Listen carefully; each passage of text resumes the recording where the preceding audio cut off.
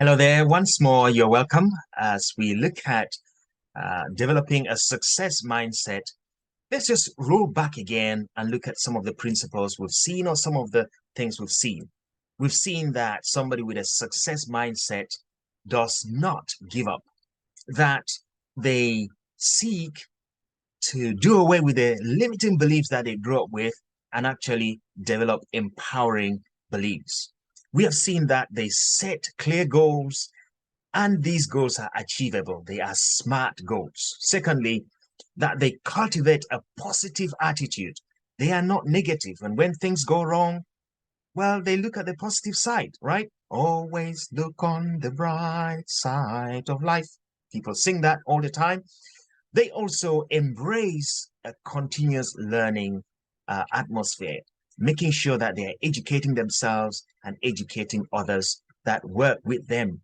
They also embrace a culture of risk. They are not afraid of taking risks, you know?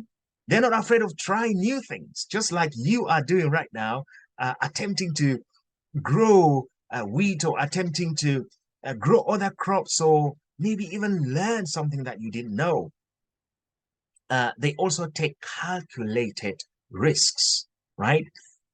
They also surround themselves with people who are doing the same thing. A supportive network. I don't think maybe we talked enough about this, but it's so important to surround yourself with people who think the same like you. I think it's Denzel uh, Washington who says that, if you surround yourself with 10 people or 9 people really who think poorly, you are going to be the 10th person thinking in that way.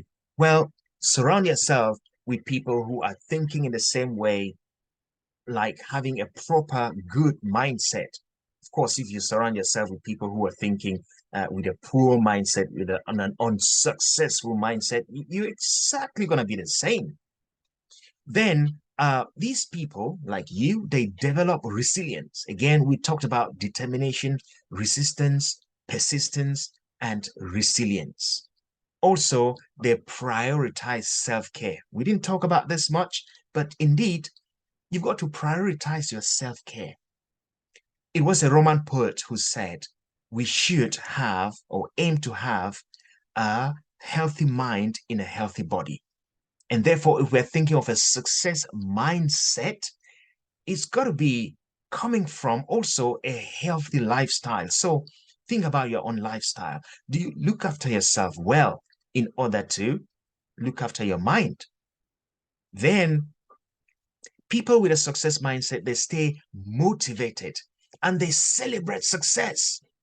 You know, okay, I know sometimes we celebrate other things, but do you celebrate success? When your plant has, when you've come when you've cultivated that piece of land to the end, do you look back and say, let's drink a glass of beer or wine or water and say, yes, we did it? And then when those first shoots come out and you see them, what do? You got to celebrate.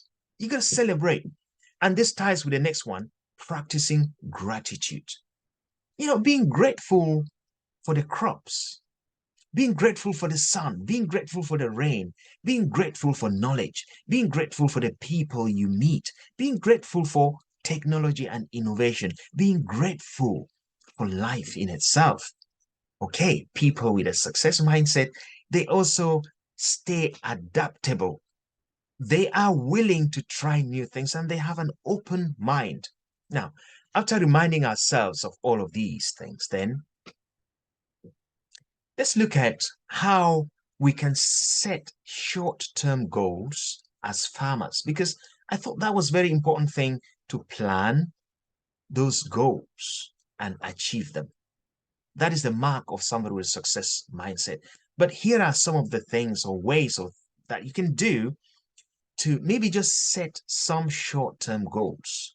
Or in other words, here are some short-term goals that you might begin to consider. You might consider, for example, number one, saying you are going to increase your crop yield by 10% in the next growing season. That's a smart goal. It's achievable. And so if you know that you are capable of producing 20 tins, then you think, okay, next year, I'm going to not just produce just 20, I'm then going to produce 22 tins. Secondly, implementing a pest management strategy to reduce crop damage within the next 6 months. Again, this is very specific.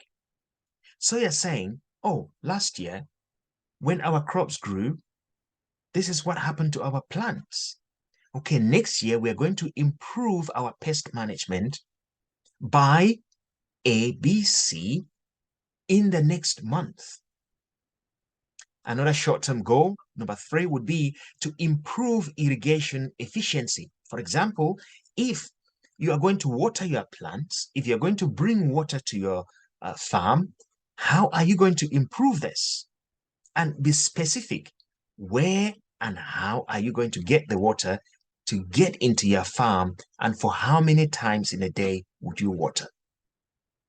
Maybe another short-term goal would be to expand the customer base for direct farm to table or farm to market sales or acquisition. So when you produce your crops, what is going to happen with them?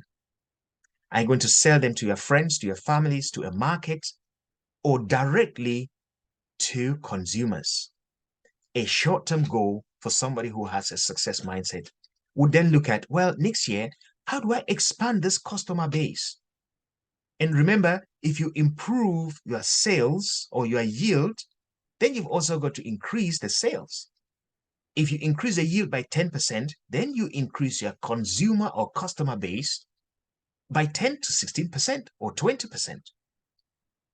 Also, you can set another goal like attend 2 agricultural conferences or educational seminars every year. Again, these are short-term goals that can help tremendously.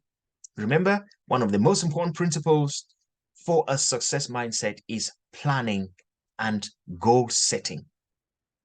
And when you achieve the goals, you feel better, your mindset improves, and when it improves, it pushes you to do even better. What about long-term goals? Here are some of the long-term goals you might want to consider. You might want to consider transitioning from organic farming to maybe practicing some form of mechanized farming. Well, or maybe the other way around, if you were doing mechanized farming, to then go to some form of organic manual handwork. But of course, a long-term goal would be to work less and earn more. You cannot continue to work with your hands the way you do. You've got to think about machinery that can do the work of 100 people in a shorter time. This is a long-term goal, and therefore we're going to buy a machine that is going to do this. Maybe another long-term goal could be increasing the overall farm size by 20%. But I dare say, do not cut down trees to increase the farms. Look for land that has already been used for farming. And you might also consider long-term to plant trees to replace the trees that had been cut down on that land. You know, we're thinking of global warming and climate change, and you know, as I know, that the sun comes now at times that we didn't expect. The rain comes at the times that we don't expect. One of the goals could be to replant the trees that had been cut down. Not in every place, but find a piece of land and replant trees so that they can reproduce the oxygen and make the land even fertile. Another long-term goal could be to invest in renewable energy. I don't know about you. For how long are we going to depend on petrol? For how long are we going to depend on kerosene? For how long are we going to depend on machines that use these fuels? Are there other ways that you can develop energy? Ways that do not necessarily need us to dig the ground or go into the waters or seas for petrol. Maybe you want to achieve this energy sufficiency by producing your own energy. This is a long-term goal. Another long-term goal could be the implementation of precision agriculture, where you know that I am going to plant one tin and I'm going to harvest 10 tins. It's doable. People are able to do this. And therefore, you deal with data. You know how many seeds that you receive when you plant. You know how many seeds that go into that hole. You know how many seeds will come out from that particular plant or that seed. And you know with precision what you are going to harvest.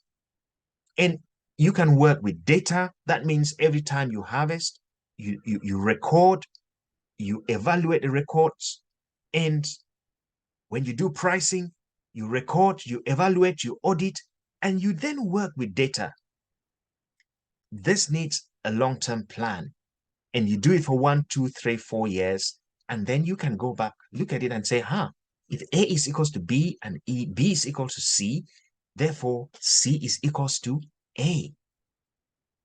And finally, one of the long-term goals could be to develop a succession plan to ensure a smooth transition of farm to farm, farm to market, roads, and then later on handing these things to upcoming generations. I know that you know that when our parents were growing up, they picked up traits from their parents and handed over to you. What are you going to hand over to your own children and to your children's children? Long term, you can look at what you do now and think and set it as a goal to say, we are going to hand over something better to our children that they can hand to their children's children. I'm glad to be with you. And I hope that by going through these processes, you are learning something that is going to help you and to help other people. Stay blessed, brighten your corner with joy, and I shall see you in the next video.